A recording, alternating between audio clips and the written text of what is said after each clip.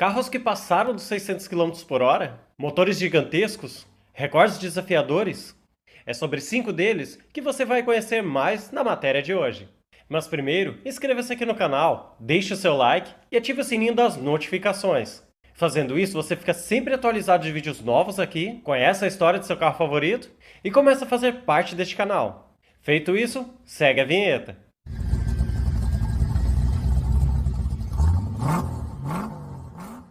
Hoje nós poderíamos estar falando sobre Koenigsegg, sobre Bugatti, sobre Devil 16, com todo o auxílio de sua eletrônica embarcada. Bom, isso até pode ser assunto para uma outra matéria. Mas hoje nós vamos falar de um povo bem insano, que tinha mais coragem e sorte do que juízo. Vamos falar de velocidade pura, sem auxílio de tecnologias como ABS, controle de tração ou qualquer outra tecnologia. Então vem comigo e vamos viajar um pouco no tempo, conhecer essas máquinas. Então vem comigo e vamos viajar no tempo para conhecer essas máquinas. Daytona era um dos lugares mais adequados para se bater recordes de velocidade. O Bluebird era um carro bem diferente, fazendo sua estreia em Daytona Beach no ano de 1935.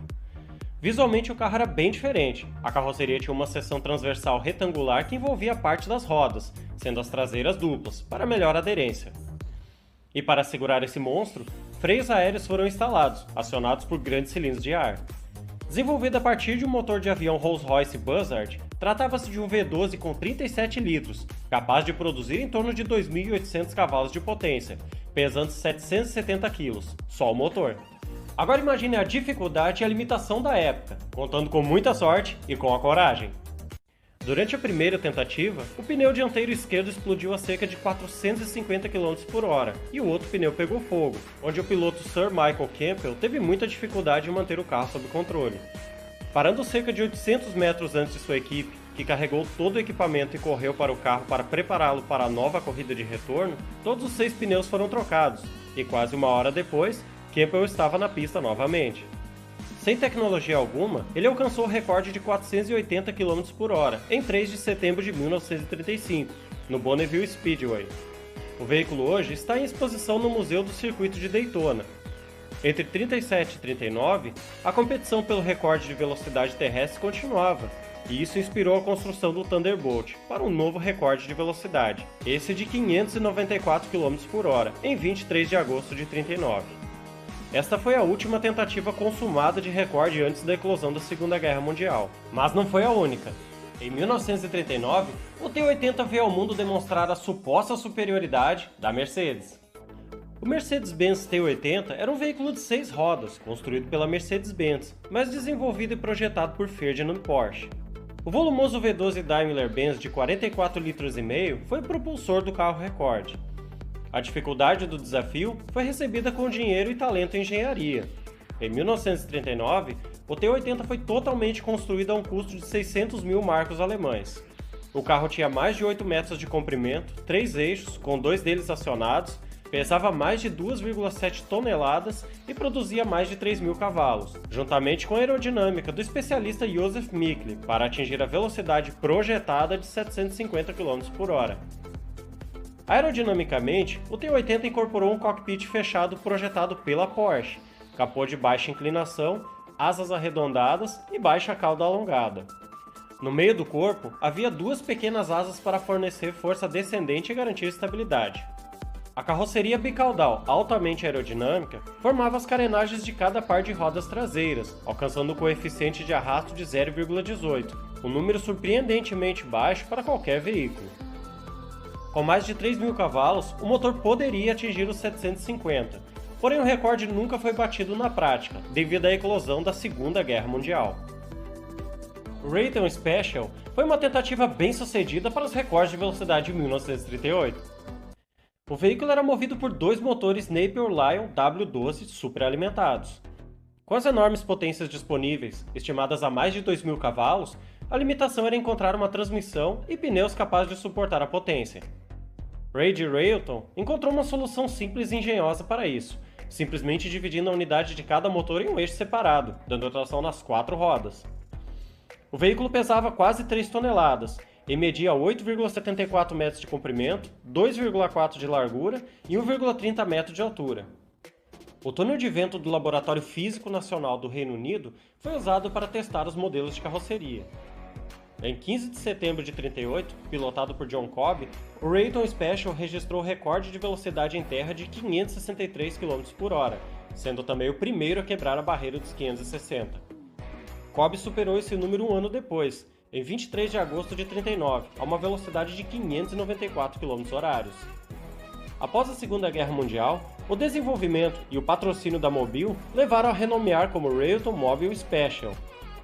Foi o primeiro veículo terrestre a quebrar 640 km/h em um teste medido. Em 16 de setembro de 47, John Cobb alcançou uma média de 634, em ambas as direções, para obter um recorde mundial de velocidade em terra, antes que o American Goldenrod estabelecesse uma nova marca para os motores de pistão, 18 anos depois. O Goldenrod é um carro americano que manteve os recordes de velocidade de 65 a 91. Propriedade de Bob e Bill Summers, de Ontário, na Califórnia, o carro é alimentado por 4 motores Chrysler ZM com injeção de combustível, montados em linha, naturalmente aspirados, num total de 2.400 cavalos. Nessa configuração, o Goldenrod foi aperfeiçoado durante um teste de túnel de vento de 10 pés do Instituto de Tecnologia da Califórnia, a Caltech. O coeficiente de arrasto de 0,11 é um dos mais baixos já alcançados para um carro.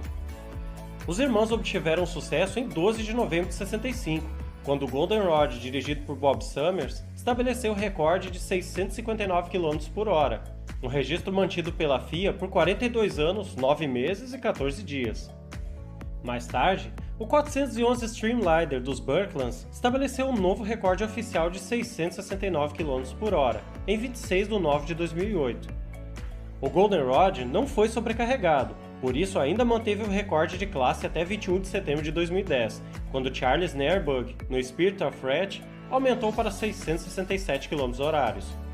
O carro entrou em turnê por muitos anos nos Estados Unidos, depois se aventurou fora do país em 2000, quando desfilou no Goodwood Festival of Speed. A Oldsmobile Aerotech foi uma série de veículos experimentais de alta velocidade fabricados entre 87 e 92. Incorporando as mais recentes tecnologias de desempenho da época, foram desenvolvidos com a intenção de quebrar vários recordes de velocidades de automóveis. Para isso, um motor de 4 cilindros e 2,3 litros, turbinado e super preparado para gerar 1.000 cavalos para começar. Já sua carroceria era feita de fibra de carbono, sob o chassi de Fórmula Indy de 85. A parte inferior do carro incorporava painéis ajustáveis, que alteravam a quantidade de fluxo de ar que atravessavam os túneis inferiores do carro. Esse sistema não apenas gerou grandes quantidades de força descendente, mas também permitiu que os engenheiros ajustassem o sistema de forma adequada para diferentes pistas de corrida. A Oldsmobile produziu 3 versões do Aerotech originais para provar as capacidades do motor Quad-4 da empresa. 2 carros foram construídos com carroceria traseira mais curta e foram chamados de versões Short Tail, e um foi construído com carroceria traseira mais longa e, portanto, chamado Long Tail. O primeiro desses carros foi dirigido pelo A.J. Foyt, 4 vezes vencedor da Indy 500, para um recorde mundial de velocidade de 414 km/h, em 27 de agosto de 87, na pista de teste de 13 km do Texas. Além disso, em 26 de agosto de 87, o carro havia chegado a uma velocidade máxima de 431 km/h, isso com um motor de um pouco mais de 2 litros. Dos Aerotech construídos, um passou de 474 km/h. Os recordes de velocidade resultaram em uma grande exposição da Oldsmobile e ajudaram a melhorar significativamente suas vendas.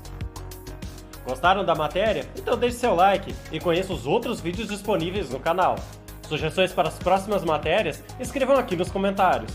Siga também as páginas oficiais do canal, no Instagram e no Facebook, link na descrição. Lembrando a vocês que tem vídeo novo toda semana aqui. Um grande abraço e até o próximo vídeo!